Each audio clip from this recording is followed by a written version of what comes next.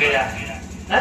व्यापार में संलग्न उसके धन को देख करके हम लोग आज दुखी होते हैं, दूसरे के दुख को सुख को देख करके हम दुखी जीव होते हैं।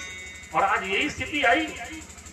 दुर्योधन कहने लगा कि मुझे इस बात का दुख नहीं है कि मैं मर रहा हूं, मरना सबको है, लेकिन दुख इस बात का है कि 5 पांडव हैं और 5 की सत्ता पर एक ऊपर भी आंच नहीं है। सांच पर आंच नहीं है। 5 के 5 जीवित उनमें से एक भी कम हो जाता तो मरने पर भी मेरी आत्मा को शांति प्राप्त होती। केवल उतनी देर तक सुखदेव जी महाराज रुकते हैं और उसके बाद चलिए 7 दिनों तक कैसे बैठ गए, कैसे कथा सुनाती। तो ये जरा थोड़ा कथा मुझे सुनाइए। और राजा परीक्षित को ही इसका पात्र क्यों बनाया?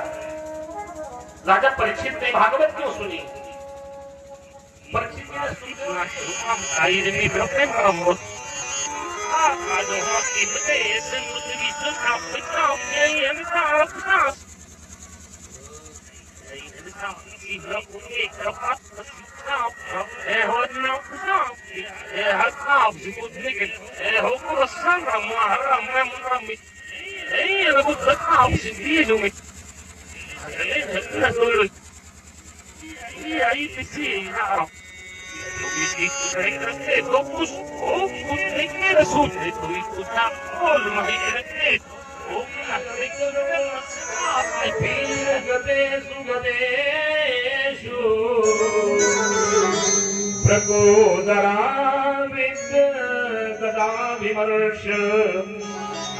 महाभारत की कथा का वर्णन किया और सुखदेव जी महाराज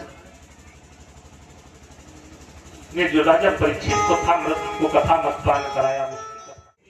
शंखनाद हो गया, पांडव विजयी घोषित हुए और भीमसेन ने अपनी गदा से दुर्योधन की जंघा को तोड़ दिया था और तोड़ने के बाद मूर्छावस्था में दुर्योधन रणक्षेत्र में खड़ा हुआ अपने जीवन की अंतिम सांसों को गिन रहा था।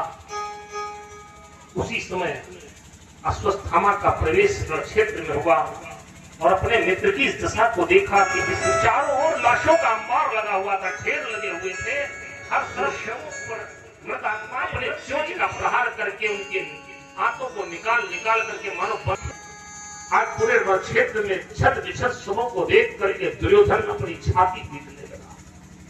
दुर्योधन की इस दशा, व्यापार में संलग्न उसके धन को देख करके हम लोग आज दुखी होते हैं, दूसरे के दुख को सुख को देख करके हम दुखी जीव होते हैं।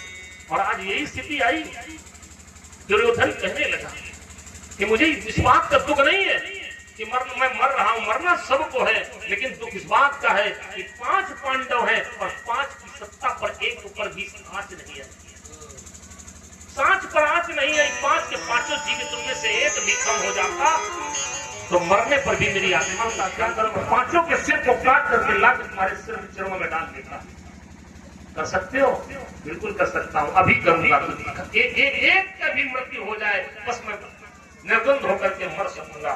चल पड़ा अश्वत्थामा आश्वस्त करके। उधर भगवान श्री कृष्ण 5 पांडवों को लेकर के विजय कि हमने भारत के तुम भावी सम्राट हो, युधिष्ठिर से कहा और विजय उत्सव मनाने के लिए